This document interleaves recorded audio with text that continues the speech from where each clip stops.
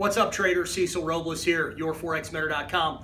I'm actually in Las Vegas at the Trader and Investor Summit. I'll be speaking over the next couple of days, and also I'll be listening to some great presenters, some great traders in their own right. I've been doing that all day, and I wanted to come to you and give you a couple of takeaways that I actually got today that I think are so valuable to your success as a Forex trader.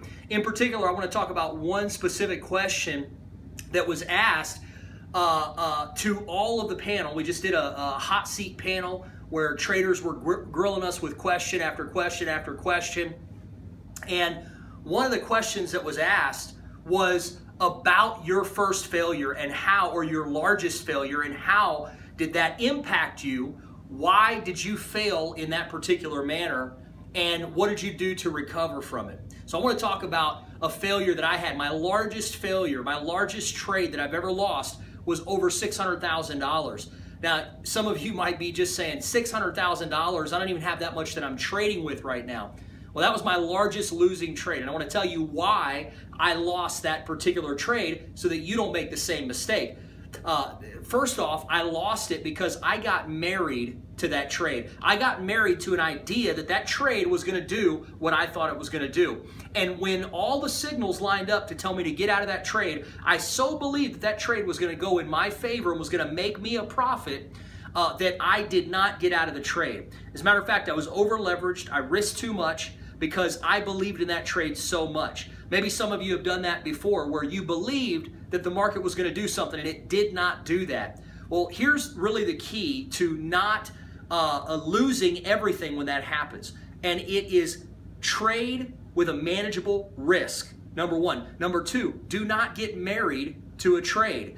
Number three, learn from every single mistake that you make. You know, I've had good trades and I've had bad trades.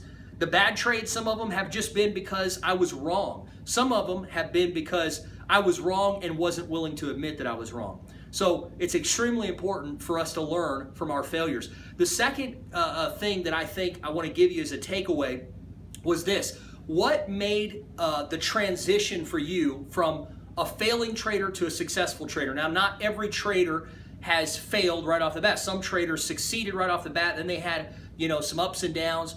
But when I first started out, I blew up several accounts, so much so that my wife wanted me to quit. And here was the big thing that I was challenged with. I was successful in the profession that I had prior to trading. I made a lot of money in it.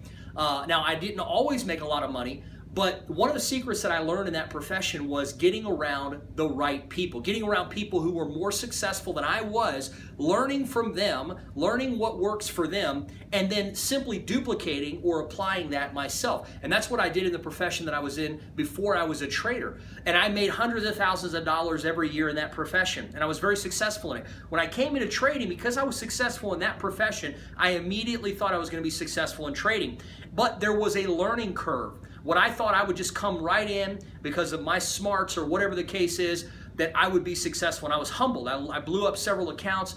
It took me a while to really get a grasp. And the one thing that really changed me getting a grasp and being successful, consistently successful as a trader, was doing the same thing that I had done in my previous profession. And that is that I got around other successful people, people who were more successful than I was.